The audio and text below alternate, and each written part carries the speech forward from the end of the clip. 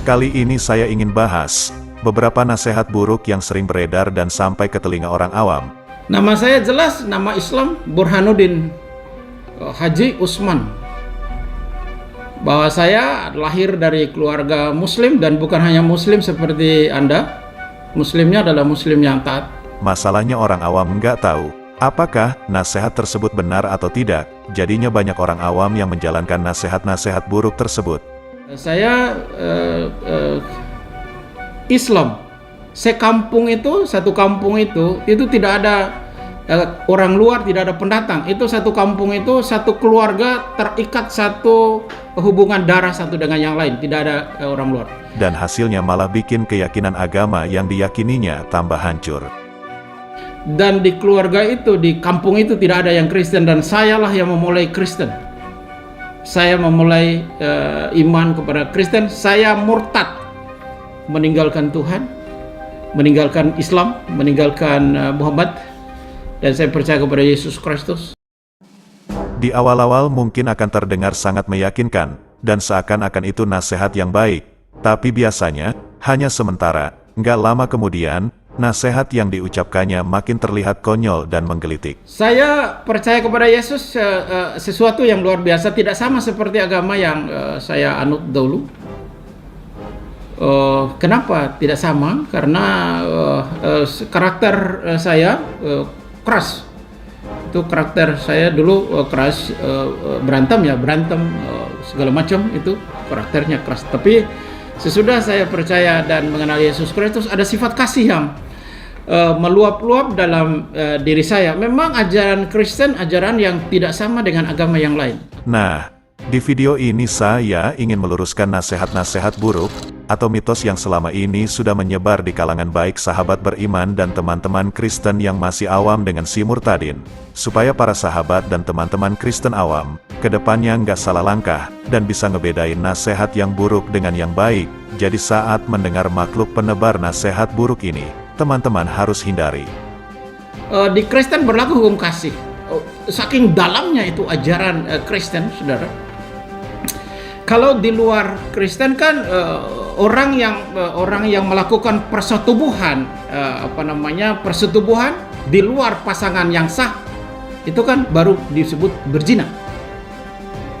Tetapi di dalam Kristen, jangankan berhubungan dengan pasangan yang tidak sah, melihat laki-laki melihat wanita dengan hawa nafsu, itu berzina.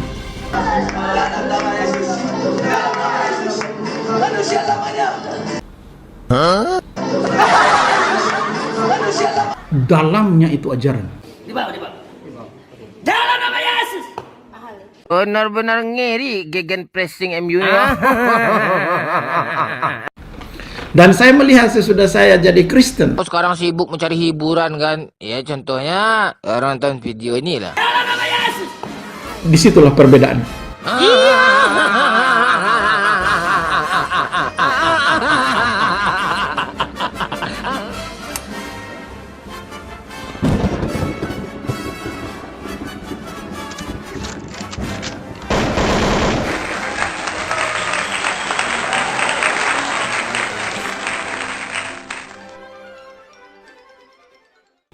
Saya telah banyak membaca komentar di beberapa rekaman saya di channel ini. Saya membacanya dan saya sangat-sangat mengucapkan terima kasih banyak atas reaksi, atas komentar, baik yang baik maupun yang tidak baik. Saya mengasihi saudara karena kita adalah Bani Adam, keturunan-keturunan Adam, anak-anak Adam, sesama manusia yang harus saling mengasihi, saling mengampuni satu dengan yang lain. Apapun komentar Anda yang ditujukan kepada saya, entahkah itu hinaan atau cercaan atau makian, saya mengasihi saudara dalam Yesus Kristus. Tuhan memberkati. Dan saya sekarang menjawab beberapa komentar-komentar yang ditujukan kepada saya. Kalau sombong itu nggak bakal sukses, makanya nasihat pendeta ini, jika saya analisis, inginnya ya pingin menjadi viral saja. Padahal sebetulnya, viralnya itu hanya sukses sementara. Yang pertama saya jawab di dalam Yohanes pasalnya yang ke-13, ayatnya yang ke-13. Ada seorang murid bertanya kepada Tuhan, engkau Tuhan dan guru yang baik. Kenapa? Saya baca. Yohanes pasal yang 13 ayatnya yang ke-13 saya baca supaya jangan salah. Nah, kalau kalian coba lihat lagi, ingat ya, dengan cara dia menyampaikan Bible, pasti akan bertolak belakang dengan adanya konten dari murtadin ini, yang sebenarnya sombong dan menipu banyak orang. Salam haleluya. Hari ini saya ingin membagi berkat kepada saudara tentang ayat-ayat, pasal-pasal perikop yang saya hafal di dalam Alkitab.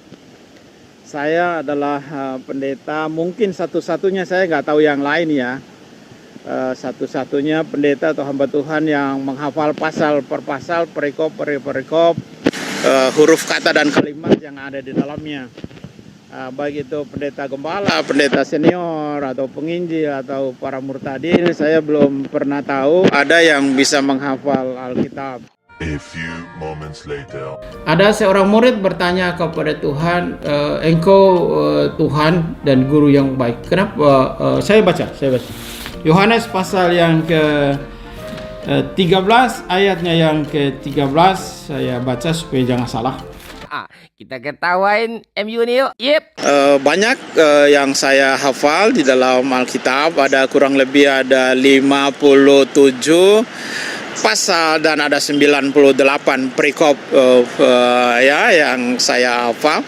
Saya tidak menghafal ayat, saya menghafal pasal per pasal, perikop per perikop, kata-kata, huruf dan ayat yang ada dalamnya. Roh Kudus tolong kami. Kenapa? Saya baca. Yohanes pasal yang ke-13 ayatnya yang ke-13 saya baca supaya jangan salah. Bodoh. Sombongnya bukan main, dengan mengatakan bahwa dia satu-satunya pendeta yang hafal Bible, terus sekarang, hilang entah kemana itu hafalannya. Nah, itu karena ingin viral yang hanya permulaan. Nasihat dengan cara yang sombong itu bukan benar-benar puncak kesuksesan, dan banyak orang yang dulunya viral, terus sombong dan akhirnya menghilang. Itu karena mereka nggak tahu fakta yang sebenarnya. Jadi saya harap, sahabat dan teman-teman Kristen hindarilah nasihat yang menggunakan teknik kesombongan macam pendeta Burhanuddin ini. Saya mendengar pertanyaan ini saya tertawa aja. Kalau orang menghujat, orang ngebully, orang ngata-ngatain, saya udah baal, udah kebal, udah nggak ngaruh buat gua gituan, udah nggak nyakit, sudah kagak. Saya memberitakan Injil pernah ditempelin pistol. Nggak apa-apa. Apakah saya berhenti? Kagak. Jalan. Sampai sekarang saya hidup. Pernah dikutuk pendeta. Saya kutuk Andi Burhanuddin. Stroke 3 tahun. Jangankan stroke, flu aja nggak datang. Itu hinaan, cercaan, makian, kutuk, sumpah serapah. Itu udah biasa. Itu sarapan pendeta, sarapan murtadin, sarapan penginjil. Jadi kalau murtadin belum ketemu dengan yang gituan, itu murtadin KW. Goblok. Daripada ngarepin nasihat dari kesombongan seperti itu, lebih baik kita terus asah kemampuan kita dalam menyaring nasihat-nasihat yang membangun serta mengedukasi, karena nasihat yang bagus dan memberikan manfaat ya pastinya akan meresap dalam hati, untuk tulus mempelajarinya. Nah, saran saya, mendingan kalian dengarkan saja, nasihat yang sungguh rendah hati dan penuh hikmat, dari teman Kristen yang berikut ini. Dengar ini, orang Kristen itu harus rajin baca Alkitab. Saya memang harus bandingkan dengan agama yang sebelah, agama Islam. Anda perhatikan, agama Islam itu pakai bahasa Arab, kitab sucinya. Tapi mereka bisa hafal sekian juz Al-Quran mereka, hadis dan sunnah. Mereka hafal, ya kan? Orang Kristen sudah pakai terjemahan bahasa Indonesia, satu ayat pun nggak ada yang dihafal. Itu miris, belajar ke agama yang sebelah. Baiklah sahabat, saya cukupkan videonya sampai di sini. Ingat ya sahabat, jangan sampai murtad. Saya pamit undur diri. Allahu a'lam bishawab. Assalamualaikum. Saya adalah pendeta, mungkin satu-satunya, saya nggak tahu yang lain ya. Satu-satunya pendeta atau hamba Tuhan yang menghafal pasal per pasal, perikop per perikop, huruf kata dan kalimat yang ada di dalamnya. Baik itu pendeta gembala, pendeta senior, atau penginjil, atau para murtadin, saya belum pernah tahu ada yang bisa menghafal Alkitab. Hoax terus.